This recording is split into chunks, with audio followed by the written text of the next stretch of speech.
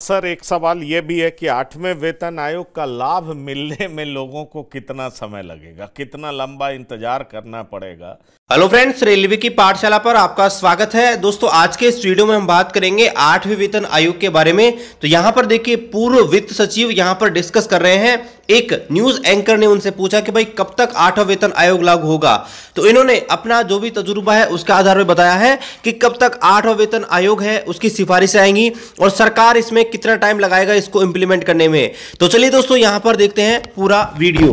Sir, एक सवाल ये भी है कि 8वें वेतन आयोग का लाभ मिलने में लोगों को कितना समय लगेगा, कितना लंबा इंतजार करना पड़ेगा, क्योंकि इसको लेकर के भी लोग अक्सर चर्चा करते रहते हैं कि हमारी सैलरी इतनी बढ़ जाएगी, इतने पैसे मिलेंगे, इतना लाभ होगा।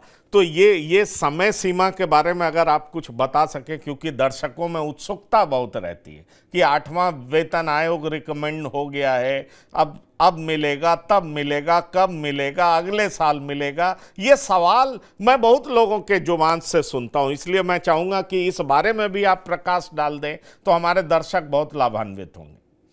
देखिए, आज 28 फरवरी है, ठीक है। मुझे उम्मीद थी कि सरकार 28 फरवरी तक ये जो नया वेतन आयोग है उसका गठन कर देगी, लेकिन आज तक तो हुआ नहीं।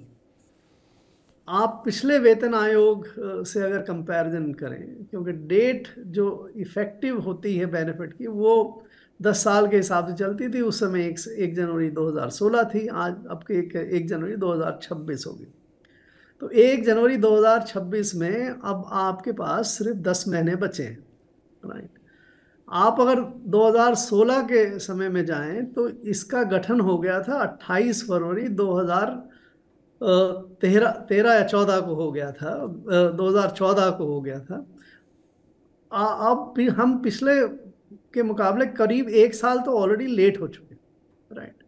अब 10 महीने में अभी तो ये भी नहीं मालूम कि इसका गठन कब होगा।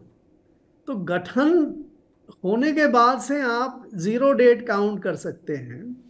आप तकरीबन 1.25 से 1.5 साल, 15 से 18 महीने आप पे कमीशन को दे दीजिए और 6 महीने उसके बाद सरकार को दे दीजिए उस रिकमेंडेशन को प्रोसेस करने में।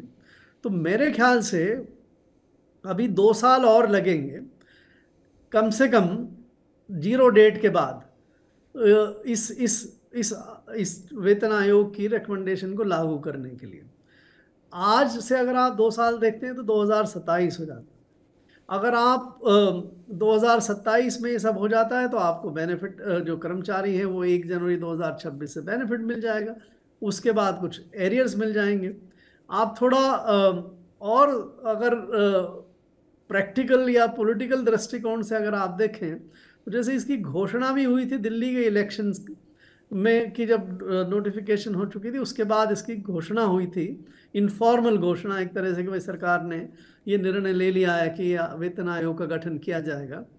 तो आप अगर उस दृष्टिकोण से आप चलते हैं और अगले इलेक्शन 2029 में है तो 27 या 28 में निश्चित रूप से ये पे कमीशन का फैसला होके लोगों को जो भी बेनिफिट मिलना है वो मिल जाएगा।